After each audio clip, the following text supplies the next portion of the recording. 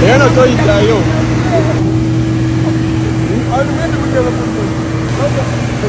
Nono badde bakuteeka kamera ngenyantulewo omwejjanja akifana bwe tubanga nsonzi okaba ni muma obakyaka okalaba nsonzi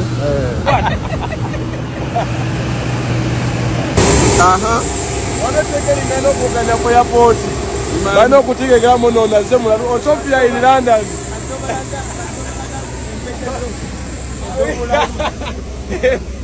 ntegezange ez'omutwe wabo kali kafilimu kaita Otopia in London tutukire London temumba wala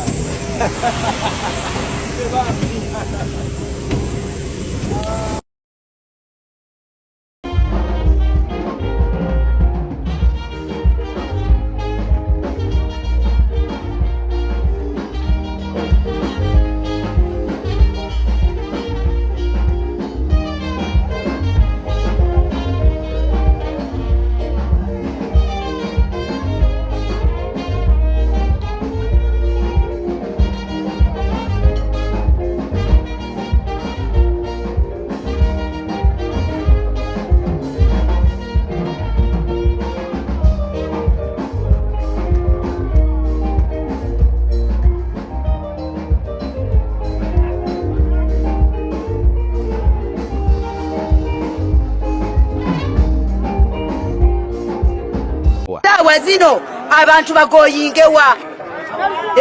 abantu bagoyingewa naffe tetumanyi niye bafune gye bagoyinga abantu balina gye bagoyinga mukadde naawe oli omu ku be bagoyinga kisooka federation teyamba nze nzekka teyamba oli yekayeka ono ne bwana batazze egenda muyambiramu kuyamba lwampaka yo mbagamba level yange gyendeko yakuba bukuba endongo so akuva kule yesooka bwe wali wakajja okuba kapapala watu walowooza kuba federation ate twabirowooza omala kuba aya yugo nange federation yagirowoozaako mu 2028 oba 3 oba 4 naye bano basooka kufunamu kasente yombozi yakigaga nawe newuliriza ate njala omanye okugagawala simusange kakati kusinga gwesenta ku mutima omulango kuwamu waneno oyinza okuddamu okugita omutima gwange gwakagawala okusooka naye ngono kanandaivatinga kya federation eyamba omuyimbi atandise eyatandika neyabivaako kasaba nga alina ennyimba ennungi mu music industry oba mwoli oba toliimu bwe kiyitamu kiyamba ffenna era nange ndi ku sayidi eri lutalo sayidi yonna yonna nze nagambye gasiriko sayidi oba gyoliko igambe ndi ku sayidi eri anti eyo nange gye ndiko omanyi ndi ku sayidi eri kale eri sayidi bwerwanirira nebanga erwaniridde ekintu kituyambira wamu so kati associations ezirina okwekutulamu federation era ojja newesimbawo ng'olina ebirowoozo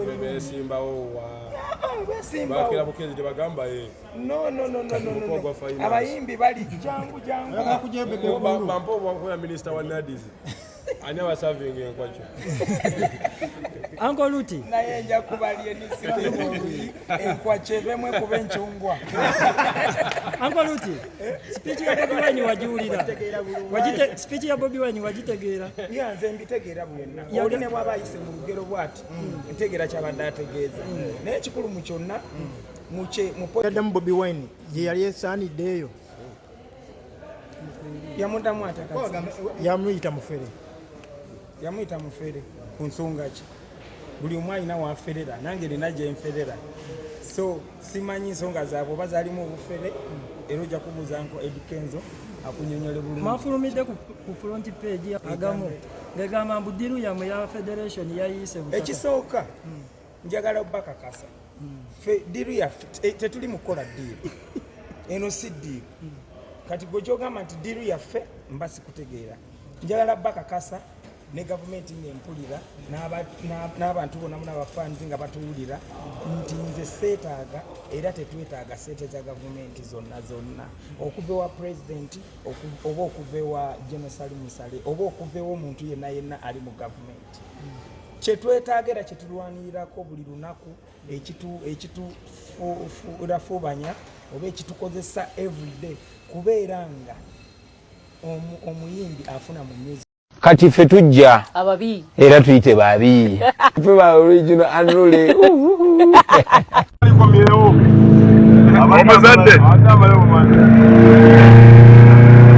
omuzadde ssebo abaana balekedeki abaana obuliri gye buli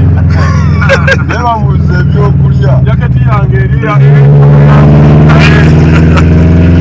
babeemu engoye tebakyusa naye okulya bwe buzibu ekyangwe kyange bakirabye ne sabuuyo yange aye tosawaana gyebiri bye banaalya ekiyungu tekiri mu manda mu kiyungu temuli manda yegalizzemu bagasiiki